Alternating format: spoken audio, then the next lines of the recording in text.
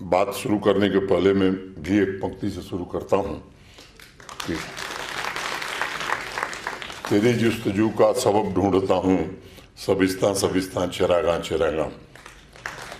आज अपने in house journal के प्रथम एडिशन के लॉन्च के साथ Jammu Kashmir finance and account society ने एक नई शुरुआत की है। मैं समझता हूं कि यह कार्य पहले हो जाना चाहिए था, लेकिन इफ्तिकार साहब देर आए दुरुस्त आए, और आगे मैं नहीं कहूंगा क्योंकि वो संतोष वैद्य जी ने उस बात को अपने उद्बोधन में कह दिया है। सामान्य तौर पर हमने अनुभव किया है कि आम आदमी सरकारी मशीनरी में दो चार चेहरों से ही वाकिफ होता है, उन्हीं से उनका आमना सामना होता रहता है। लेकिन उस मशीनरी का जो पावर सिस्टम है, जिसे हम फाइनेंस या अकाउंट कहते हैं, जो बैकग्राउंड में रह करके विकास के पहियों को चलाने का काम करता है, वह तभी दिखाई पड़ते हैं जब इस तरह के किसी कार्यक्रम के आयोजन होते हैं। मुझे भी, मैं समझता हूँ कि बीडीओ क्या तहसीलदार के नीचे के लेवल के भी अधिकांश लोगों को मैं पहचानने लगा हूँ, लेकिन 4-5 फाइनेंस के अफसरों के अलावा मैं किसी को नहीं पहचानता।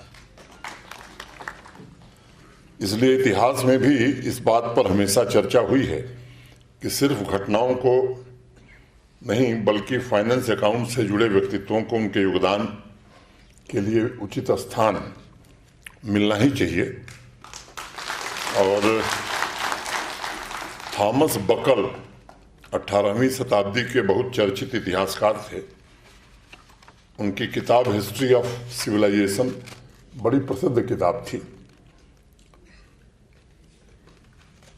उन्होंने इतिहासकारों की अपनी कम्युनिटी को कहा कि हमें सामान्य घटनाओं को छोड़कर उन तथ्यों की खोज डिस्कवर करने की जरूरत है जो शासन को चलाने में मदद करते हैं, और मानव सभ्यता ह्यूमन सिविलाइजेशन का सबसे महत्वपूर्ण तथ्य फाइनेंस और अकाउंटिंग है, जो पूरे समाज की तरक्की और विकास को सुनिश्चित करता है।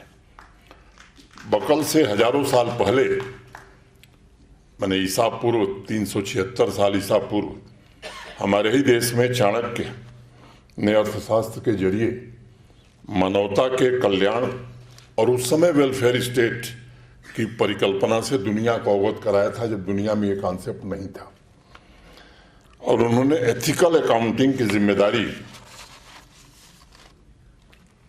पर बहुत बल दिया था, और ये कहा था कि ये सुनिश्चित करें कि धन पैसा लोगों के कल्याण के लिए खर्च हो, राज्य की समृद्धि के लिए इसका उपयोग हो।